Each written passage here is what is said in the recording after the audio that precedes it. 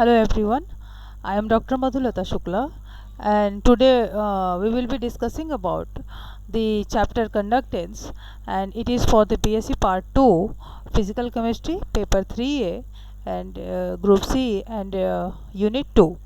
So in this chapter we will be studying about the electrochemistry. Generally electrochemistry is a branch of chemistry where we deal about the chemical change into electrical energy or electrical energy to chemical energy, like that. So electrochemistry is the branch of physical chemistry which deals with the study of conversion of chemical energy into electrical energy. This is also called the galvanic cell, and electrical energy to chemical energy. When we convert the electrical energy into chemical energy, it is called the electrolytic cell. So first of all, in this electrochemistry chapter we will be discussing about the conductance, the term conductance or conductor. First of all, I would like to introduce about the conductor. What is conductor? Anything which allow to pass electricity, uh, to conduct electricity, are called the good conductor. So conductor can be of two types. One is metallic conductor and another is electrolytic conductor. So both when the electrons are flowing from one place to another and conducting the electricity, that is called the metallic conductor, and when ions are flowing through the circuit and conducting the electricity, then it is called the electrolytic conductor. So we will first of all discuss about the difference between these two, metallic conductor and electrolytic conductor. These two both follows the Ohm's law. See here, both follows the Ohm's law is followed in both the cases. V is equal to IR. Okay, so first of all I would like to discuss about the metallic conductor. So in metallic conductor there is a movement of free electron. Look here, there is movement of free electron, uh, and in case of this one, in case of electrolytic conductance there is a movement of ions. There is no free electrons, but here is the movement of ions. In case this one, uh, it does not involve transfer of matter, does not involves the transfer of matter, because just only there is a flow of electrons, but here there is a transfer of matters also. It is in a metallic conductor it does not involve any chemical changes. There is no any chemical change in metallic conductor, whereas in case of electrolytic conductor there is a chemical changes occurring in that circuit. Okay, here in metallic conductor its conducting power is quite high. Okay, and in case of electrolytic conductor it is comparatively lesser as compared to the metallic conductor. It does not allow, metallic conductor does not allow Faraday laws of electrolysis, whereas in electrolytic conductor it is followed. Faraday's laws is valid for the electrolytic conductor only. In metallic conductor, when we increase the temperature, when the temperature is increased, the resistance increases. जब हम लोग temperature बढ़ाते हैं तो किसी भी metallic wire के अंदर क्या होता है कि रेजिस्टेंस इंक्रीज करता है, and that's why the conductivity decreases. Whereas in electrolytic conductor जब हम इंक्रीज करते हैं, when the temperature is increase resistance decreases. उस केस में क्या होता है, रेजिस्टेंस डिक्रीज करता है और फ्लो ऑफ आयंस बहुत आसानी से होता है. That's why the conductivity increases. Okay, so first of all I have explained here the difference between the two types of conductor. One is metallic conductor and electrolytic conductor. In electrochemistry we will be studying about the electrolytic conductor, how it behaves. So there are, first of all we have to study few terms. Electrolytic conductance, specific conductance, like that, cell constant, all those terms first we have to know, and then only we can know the details of the electrochemistry. Okay, so the first of all I will be discussing about the electrolytic conductance. So the flow of electricity through solution of electrolyte is due to the migration of ions. We have discussed here, na, in electrolytic conductor why there is conductor, why there is current flows in the circuit due to the migration of ions. when जब हम लोग potential difference दो points के बीच में, दो electrodes के बीच में जब पोटेंशियल डिफरेंस अप्लाई करते हैं, तो there is a migration of ions. Ions का क्या है कि इधर से उधर ट्रांसफ़र होता है. तो क्या होता है, द कटायंस और कटायंस क्या होते हैं, पॉजिटिवली चार्ज बॉडीज होते हैं, पॉजिटिवली चार्ज आयंस होते हैं। तो जो पॉजिटिवली चार्ज आयंस होते हैं वो negatively charge electrode that is the cathode की तरफ जाते हैं। जो कटायंस होते हैं वो किधर जाते हैं, कैथोड की तरफ मूव करते हैं। And the anions which are the negatively charge, anions क्या होते हैं, हमारे निगेटिवली चार्ज पार्टिकल्स होते हैं, they move towards the positively charge electrode that is called the anode. तो जो पॉजिटिवली चार्ज इलेक्ट्रोड होता है उसको हम लोग एनोड कहते हैं, और वो उसकी तरफ क्या मूव करता है, हमारा एनायंस मूव करते हैं, और कटायंस किधर मूव करते हैं, कैथोड की तरफ, which are the negatively charge electrode. तो इन केस जितना the ease with which the electricity flow through a solution is called conductance. जितनी आसानी से किसी सॉल्यूशन में आयंस फ्लो करेंगे उतना ही इलेक्ट्रिसिटी आपका फ्लो जो होगा वो बहुत आसानी से होगा। ओके, तो this is called the conductance. The ease with which the electricity flows through a solution is called conductance. Conductance क्या होता है, जितनी आसानी से आयंस फ्लो करते हैं सर्किट में to from cathode to anode, तो उस वाले को easily the ease with which the electricity flows through a solution is called conductance and it is represented by G. Okay, it is defined as the reciprocal of the resistance. resistance का क्या होता है, 1 by G is equal to 1 by R. okay, reciprocal का resistance का reciprocal होता है, तो G is equal to 1 by R. okay, unit पर आते हैं, what is its unit, unit क्या है 1 by R. R क्या होता है, हमारा रेजिस्टेंस है, तो रेजिस्टेंस को हम लोग किस में एक्सप्रेस करते हैं, ओम में। ठीक है, ओम, तो हमारा 1 by R क्या हो जाएगा, ओम इनवर्स। ओके, और ओम इनवर्स को हम लोग महो भी बोलते हैं। तो जो एसआई यूनिट होगा जी का हमारा क्या हो जाएगा, ओम इनवर्स हो जाएगा। और एसआई यूनिट, एसआई सिस्टम में unit of conductance is siemens and it is represented by S only. Okay, तो ये हमारा क्या है, इलेक्ट्रोलाइटिक कंडक्टेंस का एक डेफिनीशन है कि जितना आसानी से इलेक्ट्रिसिटी फ्लो करता है किसी सॉल्यूशन में, that is the conductance power of that solution. Okay, and it is defined as the inverse reciprocal of resistance. Okay, now we are moving to the another term, specific conductance. Specific conductance क्या होता है, the resistance of any conductor varies directly to its length. Resistance क्या होता है हमारा, वो directly किस पर डिपेंड करता है, लेंथ पर डिपेंड करता है, एंड एरिया के इन्वर्सली प्रोपोर्शनल डिपेंड करता है, inversely proportional to the area. So R means resistance is proportional to L by A, is here proportionality sign है यहाँ पर हमारा। ठीक है, तो R is proportional to L by A. तो आर अगर हम लोग प्रोपोर्शनलिटी यहाँ से हटाएंगे तो एक कांस्टेंट आएगा जिसको हम लोग प्रोपोर्शनलिटी कांस्टेंट बोलते हैं, and this is called, this depends upon this rho. जो प्रोपोर्शनलिटी कांस्टेंट है वो हमारा क्या है, रो है। तो वो हमारा किस पर डिपेंड करेगा, it depends upon the nature of the material and it is called the specific resistance of the material. Rho को क्या बोलते हैं, स्पेसिफिक रेजिस्टेंस। ओके, तो अगर हमारा L इक्वल टू 1 मीटर है, suppose L equal to 1 metre है and area हमारा 1 मीटर स्क्वायर है, देन क्या होगा, हमारा रो इज इक्वल टू क्या हो जाएगा, आर हो जाएगा। That is the specific resistance is defined as, specific resistance को हम लोग कैसे डिफाइन करेंगे, as the resistance of specimen 1 metre in length and 1 centimetre 1 metre square cross section. In other words it is the resistance of 1 meter cube of the material. ठीक है, तो the reciprocal of a specific resistance that is 1 by rho is called specific conductance. जो 1 by rho है उसको हम लोग क्या बोलेंगे, specific conductance बोलेंगे। Okay, this may be defined as the conductance of 1 meter cube of a material।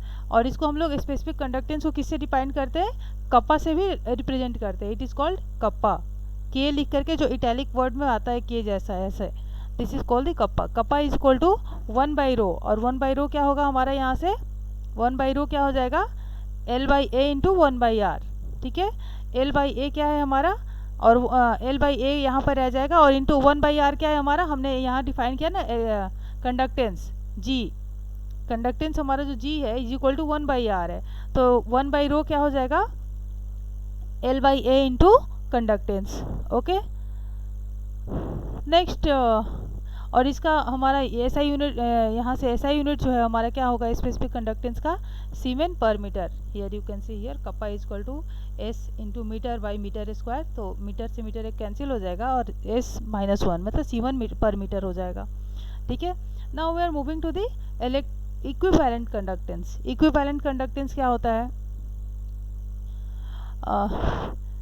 Specific conductance is a suitable property for characterising metallic conductance के लिए। जो मेटेलिक कंडक्टेंस के लिए हम लोग स्पेसिफिक कंडक्टेंस को अच्छा कैरेक्टराइजेशन के लिए यूज़ होता है, बट इलेक्ट्रोलाइटिक कंडक्टेंस के लिए हम लोग इसको नहीं यूज़ कर सकते हैं, because if the concentration of the electrolyte varies then there will be change in that value also. Okay, तो इलेक्ट्रोलाइटिक कंडक्टेंस के लिए क्या करते हैं हम लोग, क्योंकि कंसंट्रेशन पर वो depends upon the concentration of the solution of the electrolyte as well. जो इलेक्ट्रोलाइटिक कंडक्टेंस होगा हमारा वो इस पर भी कंसंट्रेशन ऑफ सॉल्यूशन पर भी डिपेंड करेगा। तो while measuring the conductance of electrolytes in solution another quantity of much greater significance known as the equivalent conductance. तो स्पेसिफिक कंडक्टेंस जो होगा वो हमारे मेटेलिक कंडक्टेंस के लिए वो फ्रूटफुल होगा, बट इलेक्ट्रोलाइटिक कंडक्टेंस के लिए due to the variation in concentration of the solution valid नहीं हो पाता है। तो उस केस में हम लोग एक टर्म निकालते हैं इक्विवेलेंट कंडक्टेंस। इक्विवेलेंट कंडक्टेंस क्या होता है? It is defined as the conducting power of all the ions. See here, it is defined as the conducting power of all the ions produced by 1 gram equivalent of the electrolyte in a given solution। 1 gram equivalent electrolyte से जितने भी ions produced होते हैं that is called the equivalent conductance of that solution. Okay, और इसको हम लोग कैसे रिप्रेजेंट करते हैं? Capital lambda. इसको ऐसे देखो आप लोग, ऐसे, this is called the capital lambda. ठीक है, that is called the equivalent conductance. Now here in short form you have represented that is this is the molar this is the conductance G is equal to 1 by R and it is the Siemens। और specific conductance हमारा क्या है? Here R is equal to rho into L by A, we have discussed this one above also। so R is equal to rho into L by A, rho is equal to RA by L। This rho को हम लोग क्या बोलते हैं? Specific resistance बोलते हैं और resistivity बोलते हैं, और जो रेसिप्रोकल ऑफ रेजिस्टिविटी होता है 1 बाई रो जो होता है उसको हम लोग बोलते हैं कंडक्टिविटी और स्पेसिफिक कंडक्टेंस भी बोलते हैं। ठीक है, 1 बाई जो रो है हमारा that is called the sigma. तो सिग्मा को हम लोग क्या बोलते हैं? स्पेसिफिक कंडक्टेंस, जिसको कि हमने कप्पा से डिनोट किया था अभी ऊपर। ठीक है, and here are the unit of that one. Okay, now एक टर्म आता है एल बाई ए। तो एल बाई ए क्या करता है? एल बाई ए क्या होता है? इसको हम लोग कहते हैं cell constant. L by A is called cell constant. तो एल क्या है और ए क्या है? तो मान लीजिए यहाँ पर हमने एक electrolyte, this is filled with the electrolytic solution, और इसमें हमने 2 थिन मेटालिक प्लेट डिप किया हुआ है, और this is the full circuit. और एल क्या है? It is the distance between this 2 metallic plates. जो दोनों मेटालिक प्लेट है वो हमारा एल है। और ए क्या है हमारा? It is the dipped surface area. हमारा जो मेटालिक प्लेट है वो कितने उसका कितना सरफेस एरिया डिप्ड है, that is called the A. Okay, तो L and A does not depend upon the nature of electrolysis. Electrolysis पर वो डिपेंड नहीं करता है, वो उसका मटेरियल जो होता है वो किसी मटेरियल पर डिपेंड करता है, दैट इज कांस्टेंट। तो एल बाई ए जो होता है वो हमारा किसी पार्टिकुलर मेटल के लिए कांस्टेंट होता है, that is called the cell constant. Okay, तो okay, kappa is equal to 1 by R into L by A. L by A को हम लोग क्या बोलते हैं? Cell constant. We will discuss this. ये here comes the cell constant। it is specific conductance as already mentioned is the conductance of 1 meter cube of the solution। specific conductance हमारा क्या होता है? conductance of 1 meter cube L into A of the solution। the conductance measured by using conductivity cell here will be specific conductance only if the electrodes are exactly 1 metre square in area and 1 metre apart.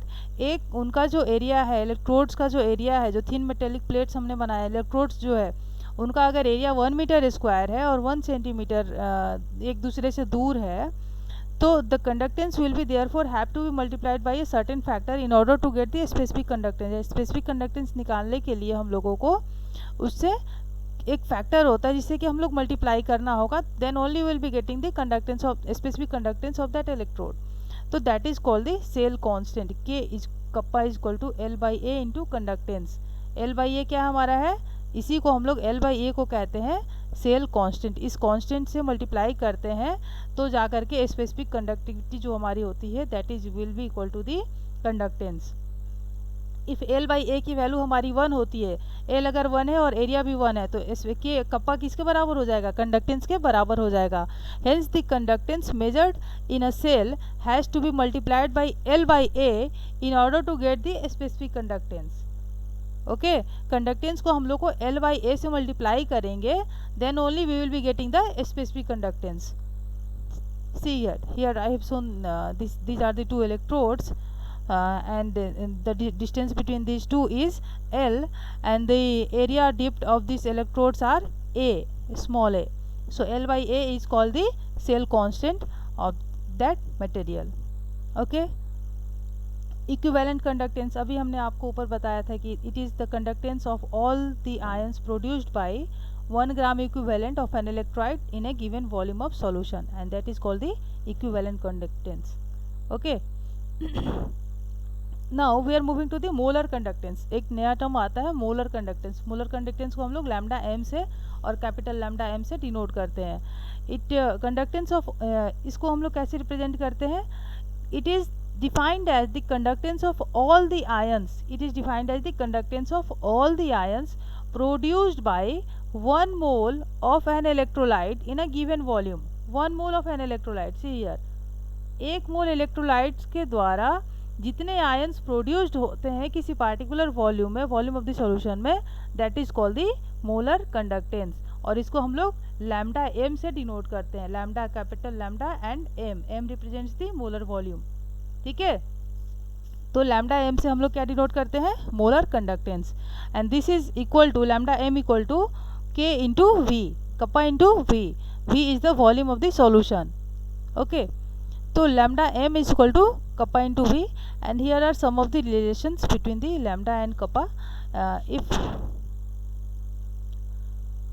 lambda m equal to kappa into v, and v is equal to 1000 by m, that is the volume of solution in milliliter which contain 1 mole of an electrolyte. Volume of solution which contain 1 mole of an electrolyte. Okay, now here I have shown the relation between the lambda m and lambda equivalent. So if lambda equivalent is equal to 1000 k into 1000 by n, n is the normality of the solution, and lambda equivalent equal to kappa into 1000 by m, m is the molarity, and vf is the value. So here comes lambda equivalent is equal to v into lambda equivalent into vf is equal to lambda m. So here is the relation between the equivalent conductance and the molar conductance. So in this lecture we will be stopping here only, and in our next lecture we will be moving ahead for some more concept of that one. So in case any confusion in this electrolytic conductance, specific conductance, resistivity, equivalent conductance, or a specific conductance like that, so please let me know. I will clarify all the doubts. So for the time being, thank you, and you can ask me whenever you need any help in this lecture. Okay, thank you.